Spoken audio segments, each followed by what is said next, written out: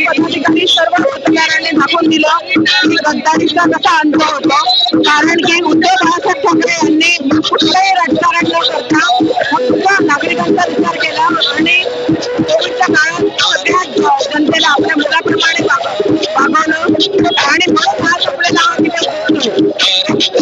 आणि यासाठी हा जन्म शाखा क्रमांक 147 मध्ये आहे। आम्ही जे गद्दार होते गेले त्यांना आम्ही कधीच सहकार्य करणार नाही। आम्ही प्रामाणिक होतो, कुठलाही उद्देश नाही, कुठली जाती ठाकरे यांच्याबद्दल राहिलो आणि अंजलि मैडम, प्रमोद शिंदे, राजेंद्र पॉल, इनके माध्यम से जो यहाँ पर प्रचार हुआ उसका एक आज का नतीजा है। क्या बहुत अच्छी तरह अच्छी मार्जिन से आज देसाई साहब विन हो गए। एक हमारी यही मनोकामना थी, क्या एक अच्छे से अच्छे मार्जिन से देसाई साहब 2 बार से चुने हैं।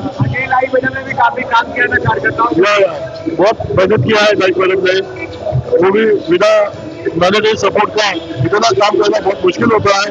बहुत रात दिन मेहनत किया है और सफलता आई है, उनको मेहनत को सफलता आई है। जम्मू मध्ये साजरा होतो।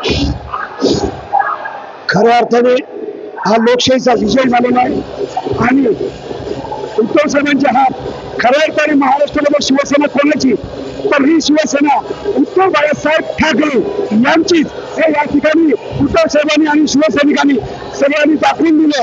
आणि आपण पाहिलं की मुंबईमधल्या 5ही सीटा संपूर्णपणे आघाडीच्या याच्यातून आपण निवडून आणलेल्या आहेत।